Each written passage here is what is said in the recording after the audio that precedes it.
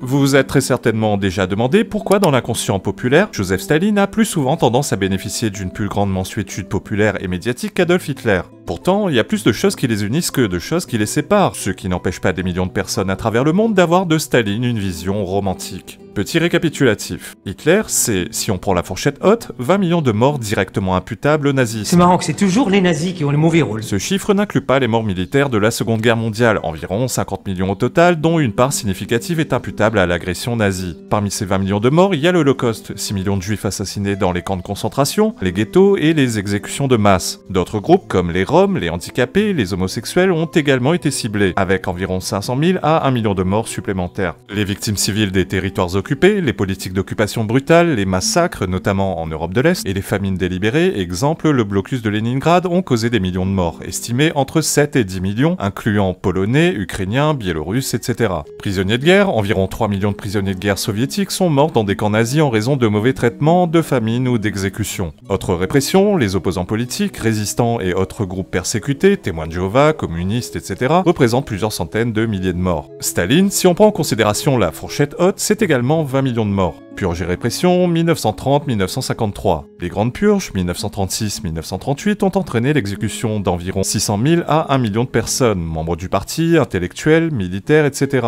Les déportations massives, tchétchènes, tatars de Crimée, ont causé des centaines de milliers de morts supplémentaires. Goulag, entre 1,5 et 2 millions de morts dans les camps de travail forcés dus aux conditions inhumaines, à la famine et aux exécutions sur plusieurs décennies. Famines orchestrées, Holodomor, 1932-1933, soit la famine en Ukraine, largement considérée comme intentionnelle ou aggravée par les politiques staliniennes, a tué entre 3,5 et 7 millions de personnes. Autre famine, Kazakhstan, Russie, environ 2 à 3 millions de morts dans les années 1930 liées à la collectivisation forcée. Déportation et répression ethnique, les déplacements forcés de population, polonais, baltes, coréens, etc. ont causé entre 500 000 et 1 million de morts. C'est effrayant. Effrayant. Bref, en s'attardant sur leur bilan, aucun des deux n'a à rougir du bilan de l'autre. Staline, tout comme Hitler, était brutal, sanguinaire, despotique, paranoïaque et sadique. Ça fait beaucoup là, non? Mais pourquoi alors Staline bénéficie-t-il d'un tel regard bienveillant chez des millions de personnes? Pourquoi celui qui arbore un t-shirt à l'effigie d'Hitler risque-t-il de se retrouver devant un juge pour apologie de crimes contre l'humanité, voire lynché par la foule, tandis que celui qui arbore un t-shirt à l'effigie de Staline ne risque pas grand-chose et pire, beaucoup vont trouver ça cool. Je le garde mon t-shirt, pourquoi? Il est super mon t-shirt, je le garde. Pourquoi lorsqu'on tape Hitler dans les gifs de X, on a des gifs clin d'œil au nazisme, mais aucun gif d'Hitler lui-même. Et encore, ça c'est récent. Il y a encore quelques mois de ça, quand vous tapiez Hitler dans les gifs, la réponse était aucun résultat. Par contre, si on tape Staline, il y a à boire et à manger. Pourquoi c'est ok qu'une assistante parlementaire fasse l'apologie de Staline et sa politique mortifère dans un clip officiel appelant à voter pour le nouveau Front Populaire?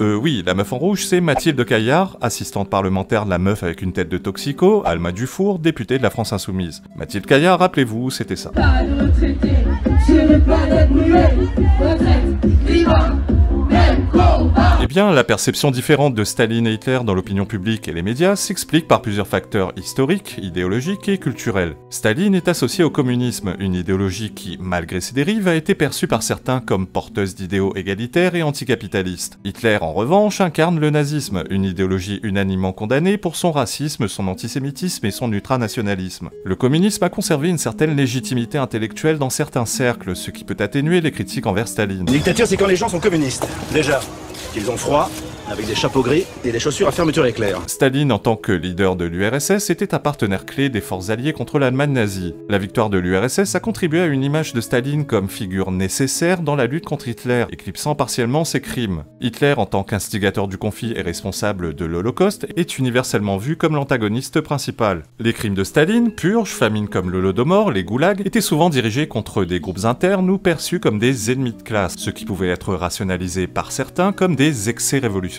Oh, ça va.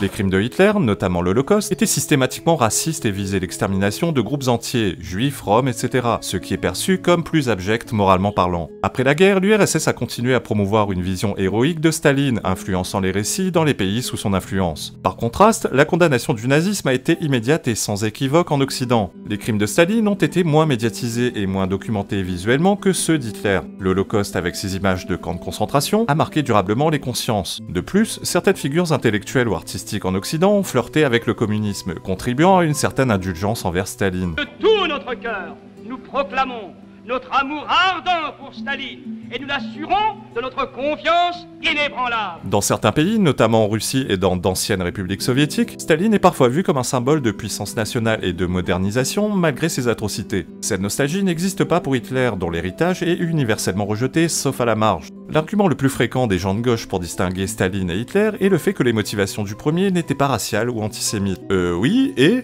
la finalité est la même, ce sont tous deux des monstres qui sont responsables de la mort de dizaines de millions de personnes.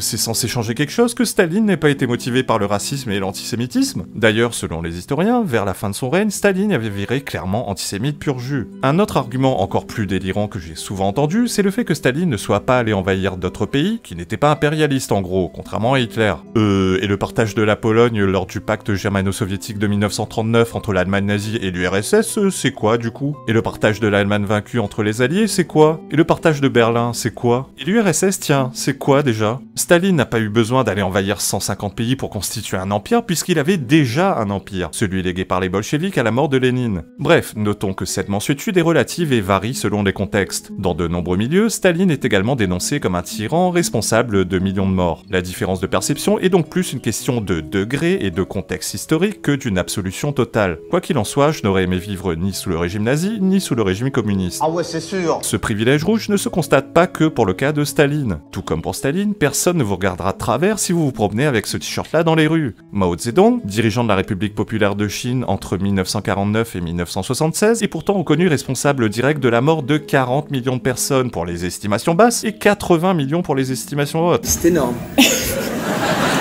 Ça va, je sais. Non mais c'est énorme au sens le plus efficace du terme, le plus rabelaisien. C'est pas énorme dans le côté lourd. Oui, bien sûr. C'est énorme au niveau de la réalité. C'est-à-dire que...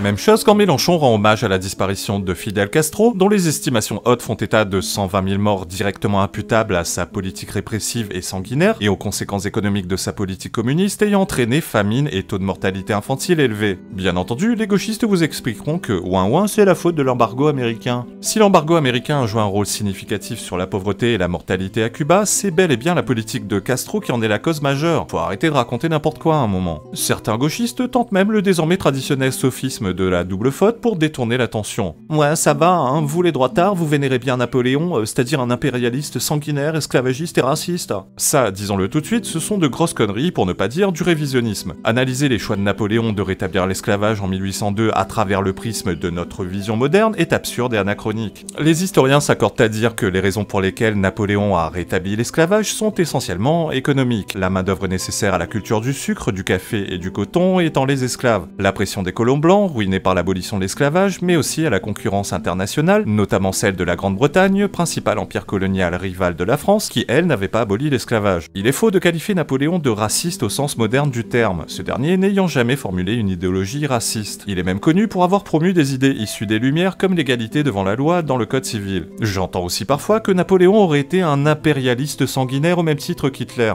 Napoléon était impérialiste, tout le monde est d'accord sur ce point. Et toi tu es quoi toi? Hein? Toi qu'est-ce que tu es toi?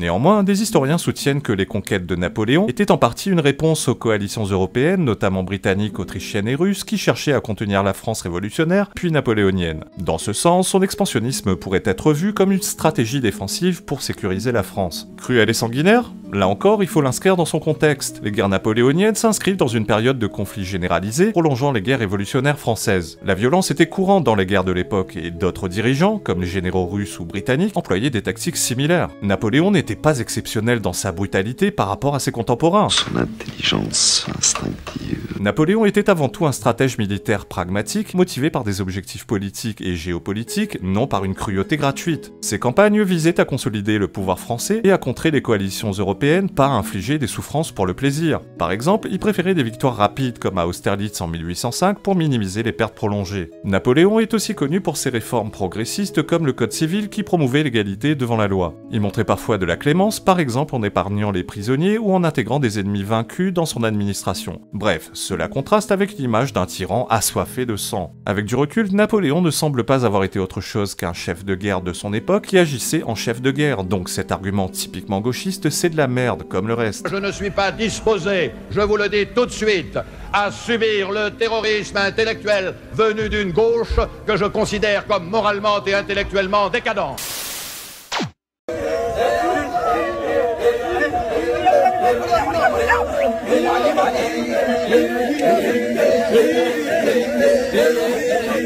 Yeah.